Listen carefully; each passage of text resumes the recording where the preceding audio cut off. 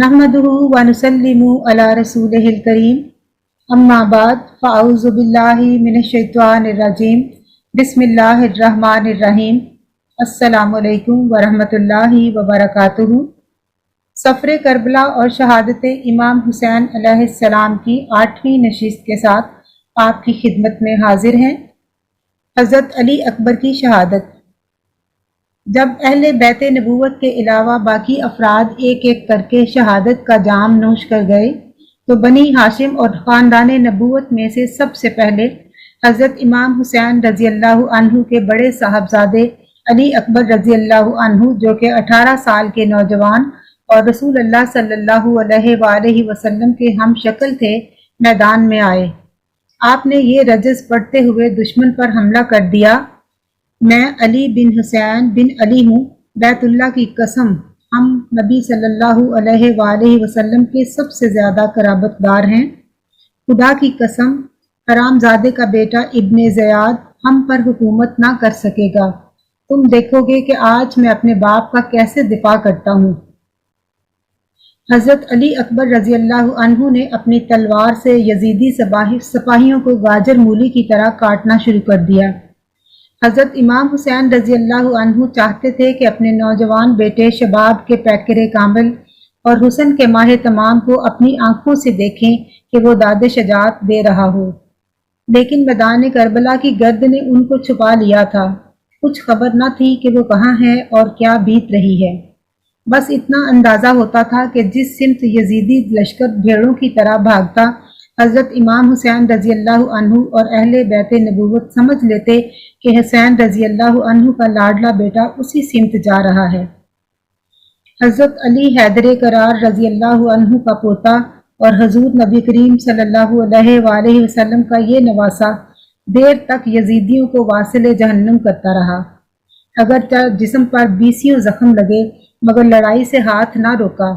लड़ते लड़ते जब प्यास की शिद्दत से निढाल हो गया तो पानी का एक घूंट भरकर दोबारा ताज़ा दम होने के लिए आए और अर्ज किया, अब्बा जान अगर पानी का एक घूंट मिल जाए तो फिर ताज़ा दम होकर हमला करूं। हज़रत इमाम आली मुकाम ने फरमाया, बेटा अली पानी तो मुयस्सर नहीं है, लेकिन मैं अपनी सूखी हुई ज़बान तेरे मुंह में डाल सकता हूँ। हज़रत अली अकबर रज़ी अल्लाह अन्हु ने हज़रत इमाम हुसैन रज़ी अल्लाह अन्हु की सूखी हुई ज़बान चूसी और फिर से मैदान में जा पहुँचे। देर तक लड़ने के बाद बेशुमार जख्म खाकर आखिर ज़मीन पर गिर पड़े। एक नेज़ा आपके सीना अक़दस में प्रवस्त हो गया था। हज़रत अली अकबर रज़ी अल्लाह अन्हु ने घोड़े की जीन से गिरते हुए आवाज़ दी, अब्बा जान मुझे संभालिए। हज़रत इमाम हुसैन रज़ी अल्लाह अन्हु बेसाख्ता दौड़ पड़े। अपने बेटे के पास पहुँचे तो अजीब अंदाज से बाप को तकते हुए अर्ज किया, अब्बा जान अगर आप नेज़े का ये फल जिस्म से निकाल दें तो मैं एक बार फिर मैदान में जाने को तैयार हूँ। आपका बेटा कसरत से जख्म खोरदा होने के बावजूद हिम्मत हारने वाला नहीं था। हज़रत इमाम हुसैन रज़ी अल्लाह अन्हु ने अपने जवान बेटे हुस्न जमाल के माह तमाम और पैकरे रनाइयो ज़िबाई को अपनी गोद में ले लिया। देखा तो नाजों पला बेटा सर से पांव तक जख्मों से चूर है। हज़रत इमाम हुसैन रज़ी अल्लाह अन्हु ने हिम्मत करके नेज़े का फल हज़रत अली अकबर रज़ी अल्लाह अन्हु के जिस्म से निकाला तो खून का फवारा उबल पड़ा और लाडले बेटे की रूह शफीक बाप के सामने कफ से अंसरी से परवाज कर गई। इन्ना लिल्लाहि व इन्ना इलैहि राजिऊन। इस वाक़े के वक्त हज़रत इमाम हुसैन रज़ी अल्लाह अन्हु की उम्र शरीफ 56 बरस 5 माह और 5 दिन थी और उस वक्त तक आपके सर और रेश मुबारक का एक बाल भी सफ़ेद न था। अपने हाथों में जवान बेटे की रूह को कफरे उनसरी से परवास करते देखना इस कदर अलमनाक साबित हुआ कि मैदान जंग से कैमों तक लाश उठा लाने के मुख्तसर वक्फे में आपके सर और रीश मुबारक के बाल सफ़ेद हो चुके थे। हज़रत कासिम बिन हसन की शहादत। अहले बैत नबूवत के शहीद अफराद में से एक हज़रत कासिम बिन हसन रज़ी अल्लाह अन्हु भी हैं। आप हज़रत इमाम हुसैन मुस्तफ़ा रहमतुल्लाह के बेटे हज़रत इमाम हुसैन रज़ी अल्लाह अन्हु के भतीजे और होने वाले दामाद थे।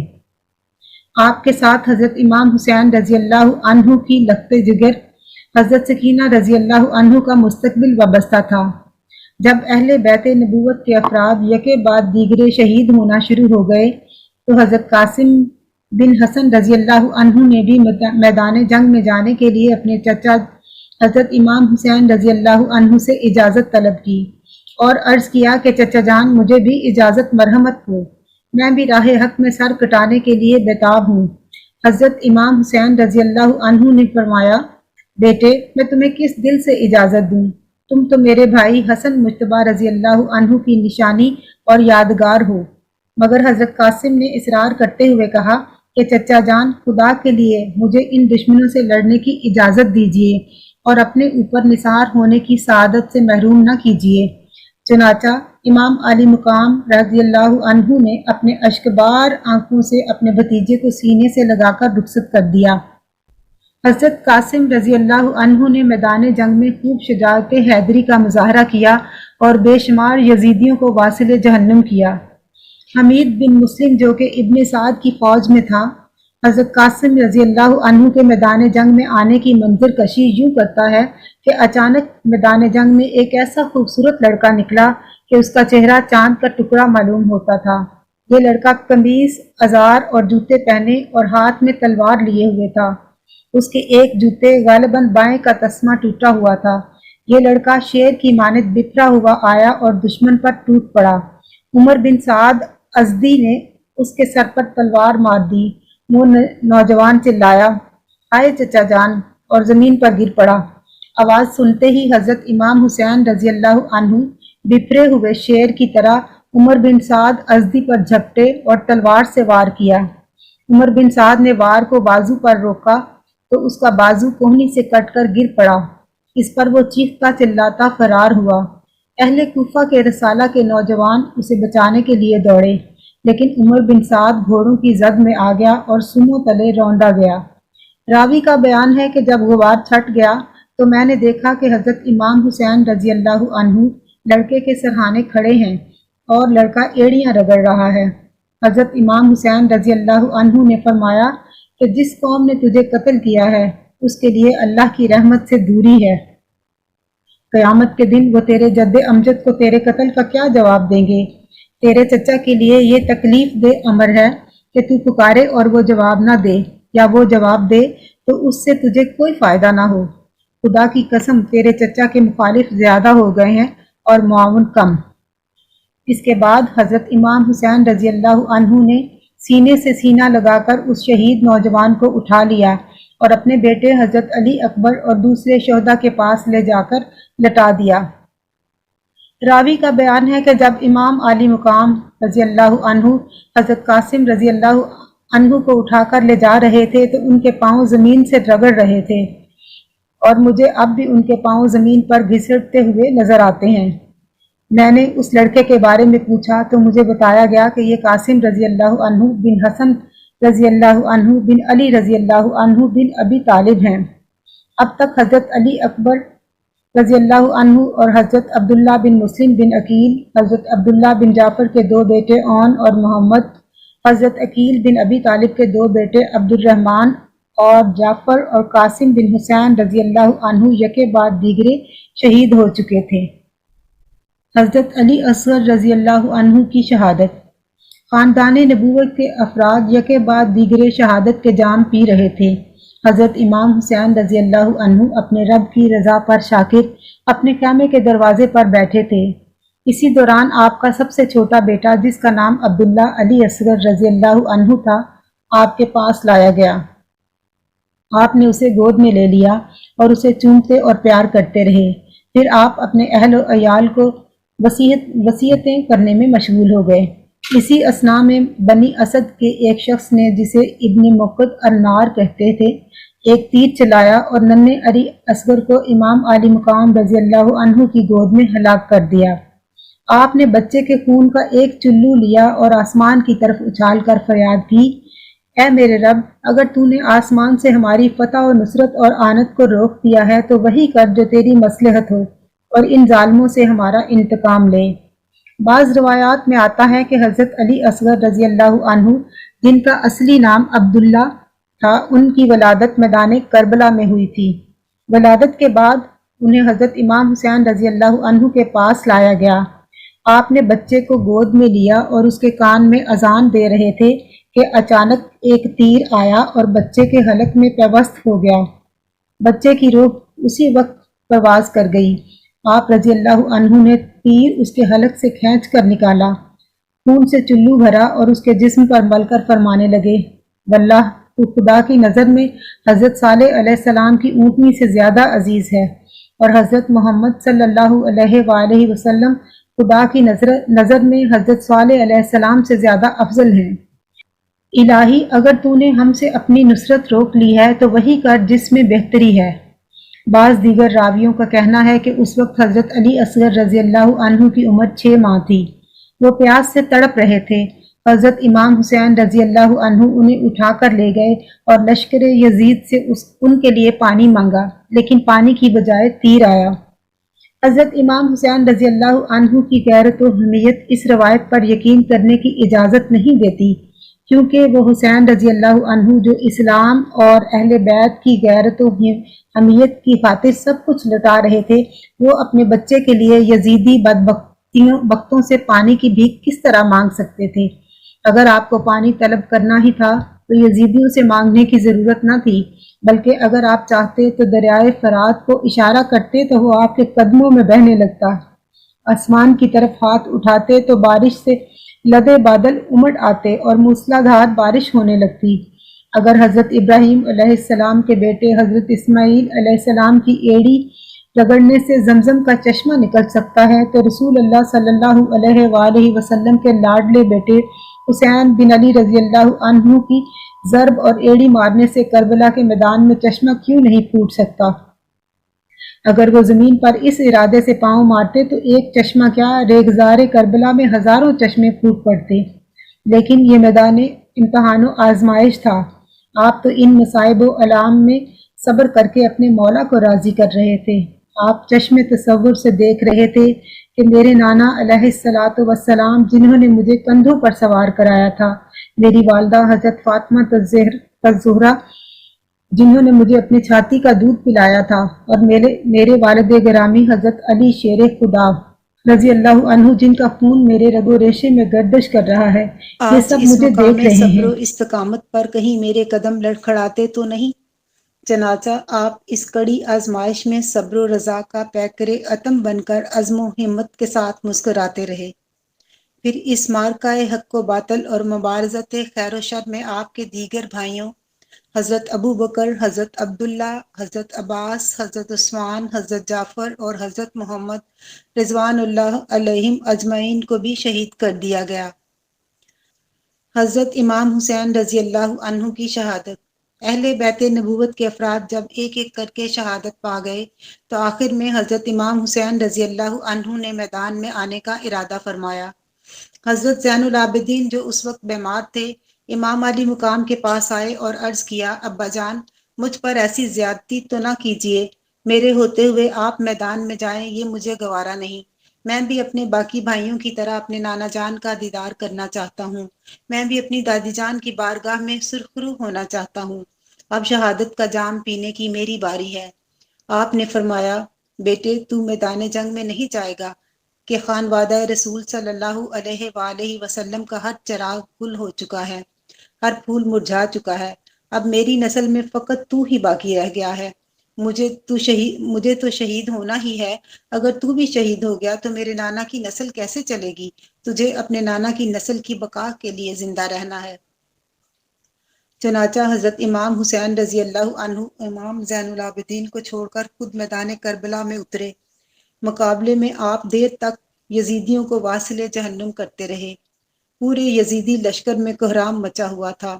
حضرت علی شیر خدا رضی اللہ عنہ کا یہ بیٹا تلوار لے کر جس طرف نکل جاتا، یزیدی لشکر خوف زدہ بھیڑوں کی طرح آگے بھاگنے لگتا۔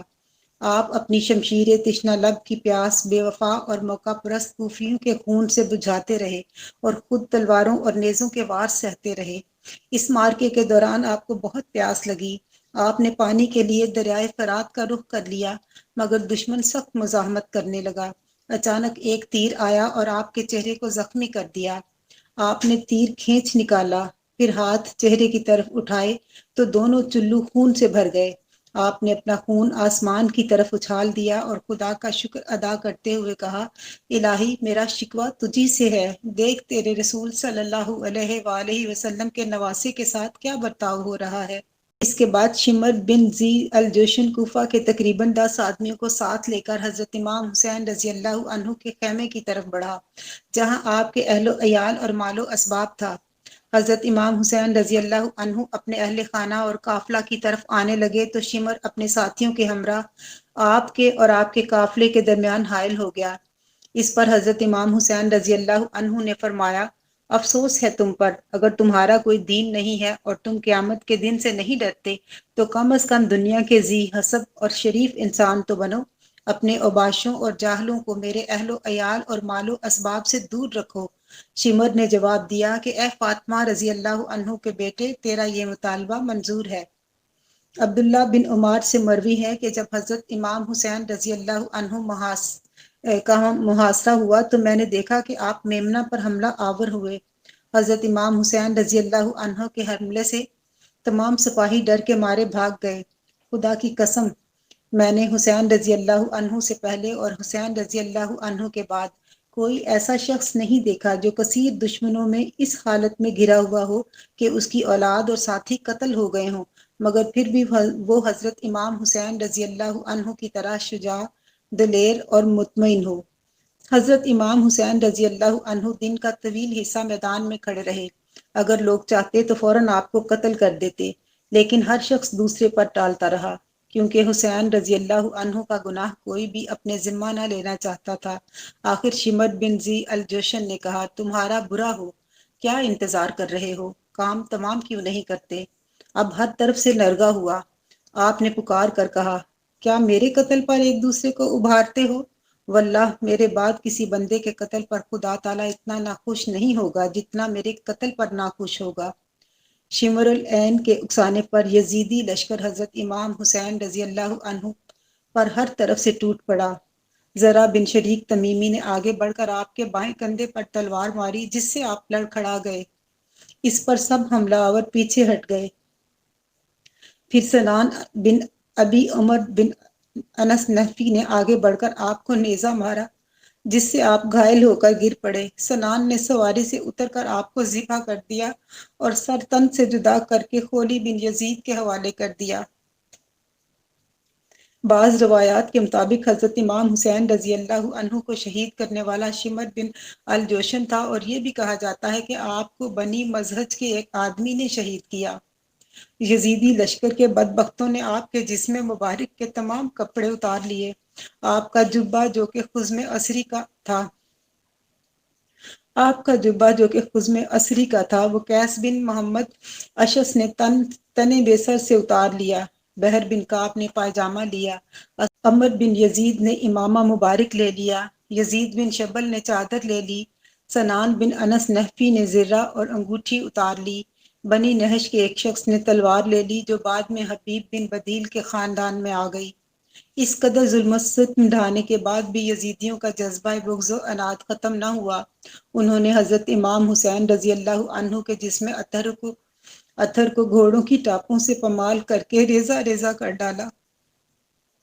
اس صفاقی کے بعد بدبختوں نے اہل بیت نبوت کے خیموں میں داخل ہو کر اہل بیت کا سارا سامان لوٹ لیا۔ جب حضرت امام حسین رضی اللہ عنہ شہید ہوئے تو آپ کے بدن مبارک پر نیزے کے 33 اور تلوار کے 34 زخم تھے۔ شمر نے حضرت امام زین العابدین رضی اللہ عنہ کو، جو کہ ابھی چھوٹے لڑکے تھے، آپ کی عمر 11 یا 13 سال تھی اور مریض تھے، قتل کرنے کا ارادہ کیا تو حمید بن مسلم نے، جو شمر کے ساتھیوں میں سے تھا، اسے روک دیا۔ پھر عمر بن سعد خیموں میں آ گیا اور اس نے کہا کہ خبردار کوئی ان عورتوں کے قریب نہ جائے اور نہ کوئی اس لڑکے کو قتل کرے، اور جس نے ان کے مال میں سے کوئی چیز لی ہو واپس کر دے۔ راوی کا قول ہے کہ خدا کی قسم کسی نے بھی کوئی چیز واپس نہ کی۔ اسی دوران سنان بن انس ابن سعد کے خیمے کے دروازے پر آیا اور بلند آواز کے ساتھ یہ اشعار پڑھے، میرے سواروں کو سونے اور چاندی سے مالا مال کر دے۔ میں نے ایک بے تاج بادشاہ کو قتل کیا ہے۔ میں نے اسے قتل کیا ہے جس کے ماں باپ سب سے افضل ہیں اور وہ اپنے نسب میں تمام بلند نسب والوں سے بلند ہے۔ ابن سعد نے کہا کہ اسے اندر لے آؤ۔ جب وہ اندر آ گیا تو ابن سعد نے اسے کوڑے سے مارا اور کہا افسوس ہے تجھ پر، کیا تو دیوانہ ہے؟ اگر تیرے یہ شعر ابن زیاد سنتا تو تجھے قتل کر دیتا۔ خاندان نبوت کے مقتولین۔ میدان کربلا میں حضرت امام حسین رضی اللہ عنہ کے ساتھیوں میں 72 آدمی شہید ہوئے، جنہیں اہل غادریہ میں سے بنی اسد کے لوگوں نے دوسرے روز دفن کر دیا۔ خاندان نبوت میں سے جو افراد شہید ہوئے ان کی تفصیل درج ذیل ہے۔ امام علی مقام رضی اللہ عنہ کے بھائیوں میں سے حضرت جعفر، حضرت عباس، حضرت محمد، حضرت عثمان اور حضرت ابو بکر رضی اللہ عنہ۔ اولاد حسین رضی اللہ عنہ میں سے حضرت علی اکبر اور حضرت عبداللہ یعنی حضرت علی اصغر رضی اللہ عنہما۔ اولاد حسن رضی اللہ عنہ میں سے حضرت عبداللہ رضی اللہ عنہ، حضرت قاسم رضی اللہ عنہ اور حضرت ابو بکر رضی اللہ عنہ۔